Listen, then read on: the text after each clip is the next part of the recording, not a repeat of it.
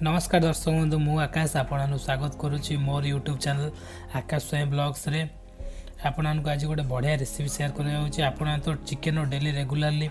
माने गोटे गोटे रेसिपी माने गोटे गोटे टाइप खाई चिड़ी जाऊे से आपण आज गोटे नुआ रेसिपी नहीं आसी चिकेन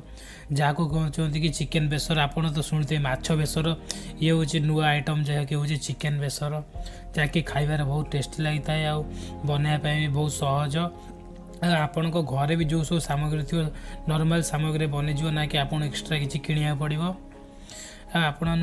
गोटे रिक्वेस्ट कर जो मैंने भी चैनल को नुआ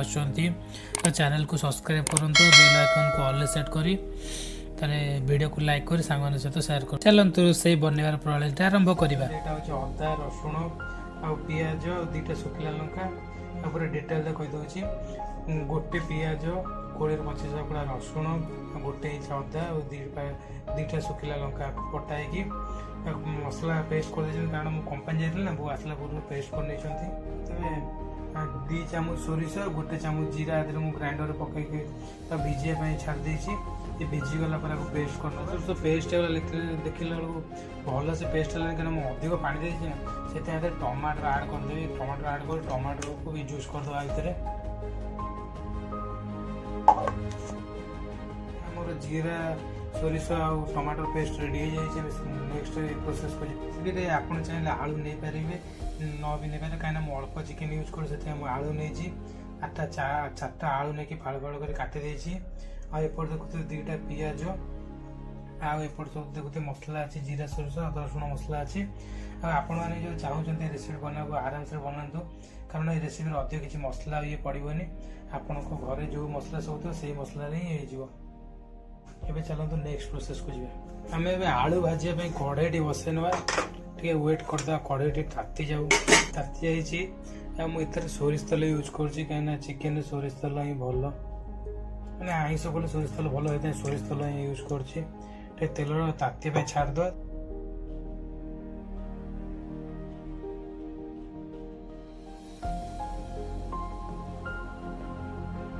एबे आम आलू को आड कर भल भाव में भाजी ना गोटे भाजापी आलू गोटे भल भाव में खेल ना कहीं सब तेल लगे ही भल से भाजी हम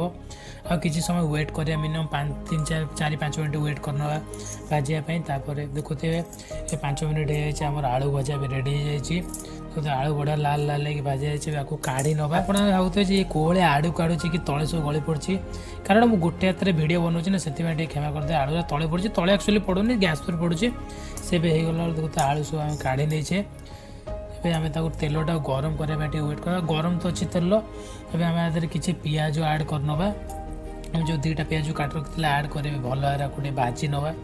माने एते पूरा पोड़ा पोड़ा भाजन नॉर्मली पिज भजा से भाया माने टिके अधिक कंचा रही कि अधिक पोड़ से भाया मीडियम ये भाजी नवा देखुते आपको जो भाया कहते पिज से भाया भाजी अधिक पोड़ी कि अधिक कंचा ना देखुते पिज पूरा बढ़िया भाव में भाजी जाइए आम भी जो बाटी रखी था मसला को आड करदे ये मसला हूँ अदा रसुण पेस्ट ना कि जीरा सोरिष आप वीडियो लास्ट पर्यंत देखो जापर जीरा सोरिष कौटी आड होटे भल भाव में भाजी ना मसलाटा को आपण गोटे रेसिपी सिक्रेट रेसिपी को कहूँ रोषेर आपण मैंने जदि अदा रसुण पेस्ट को यूज कर तरकारी मैंने टेस्ट आसुनी आप मिनिमम 10 मिनिट पर्यंत भल से तेल भाजतु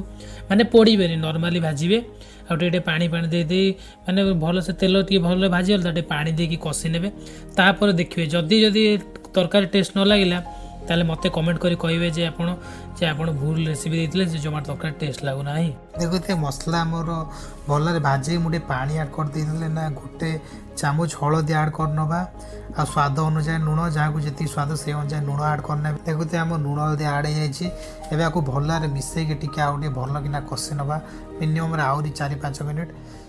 मुझे जिते नॉर्मली मसला कषे आपते एत समय को कषे आप जानना जिते समय कषे से बढ़िया टेस्ट लगे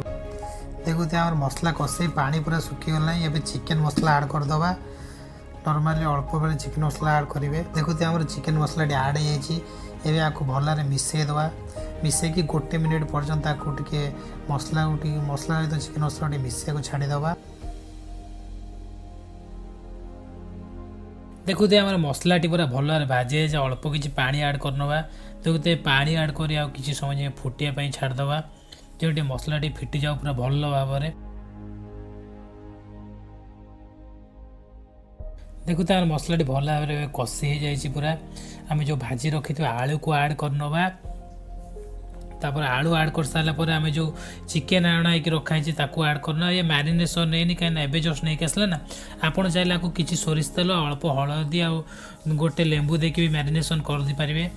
आपको आम भल मिसई देवा जमीक पूरा मसला जमी पूरा चिकेन सब पीजी जमी पूरा मसाज करते से भाया कर पूरा भल भाव में मसलाटा को आलू आ चिकेन को पेदेवा आ किसी समय पूरा भल मिसैला किसी समय वेट करनवा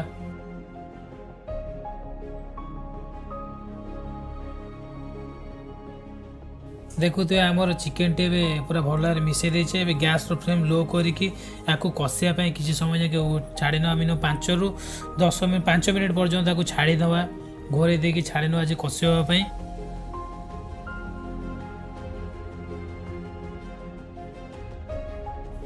घोड़ेबार पूरा 10 मिनिट हो गला एवं ढांकुणी काढ़ी देखीद तरकार अवस्था कौन अच्छी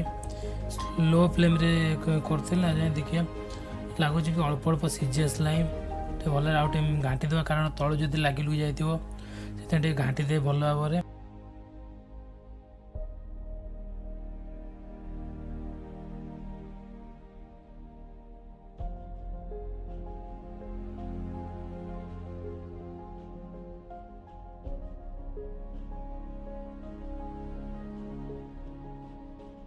देखो तो ऑलरेडी आम तरकारी पूरा सीझी आसला पूरा 70% कुक हो गला एवं जो जीरा सोरिषर पेस्ट और टमाटर पेस्ट मिसई रखी पूरा तरकारी हवा को मात्र 4-5 मिनट थी ता पूर्व ही ऐड करेंगे ना तो तरकारी टेस्ट बिगड़ी पारे ता रिस्क मु नेबिनी देखो तो आम ऐड करने जाइए एवं आपको भल भाव मिसई देवा कारण भल भाव मिसई दे सब आड़े मिसई जीरा सोर्स आउ जो टमाटर पेस्ट आम बनई रखी लास्ट आड़ ऐड करने देखो तो पूरा भल भाव मिसई नहीं आपको मिसई नहीं सारापर देखो तार पानी आसी जाए ना जो थी ना पानी जो टमाटर जीरा सोर्स पेस्ट कर रखते तार पानी जाइए मिनिमम 5 मिनिट पर्यटन गोटे फुटे नवा आपको झोल रखे कारण झोलटा जब बेसर कर भल लगे ना से एमती रो5 मिनिट फुटे नवा से ढांकुणी देकी घोड़े 5 मिनिट वेट कर नवा देखो तो आमर 5 मिनिट हो सारा आम तो ढाकुणी काढ़ी देखीद केमी कौन हो मुझे टेस्ट कर देखुली भावुली क्या टेस्ट बिगड़ जाए बोली देखला तरकारीटा पूरा बढ़िया से यही माछ फास्ट टाइम करी टेस्ट पूरा अलग प्रकार नॉर्मली जमी आप चिकेन कर तो मिनिमम 90 गुणा अधिक कारण पूरा बढ़िया ये चिकेन बेसरटा मस्त है आप चाहिए आपको रोटी सतरे भी खाईपारे आ भात सतरे भी खाईपारे किंतु मुझे पर्सनाली रेकमेंड करी पखाड़ा तो सहित खातु यार टेस्टा पूरा बढ़िया से पाइबे आपड़ मुझे आशा कर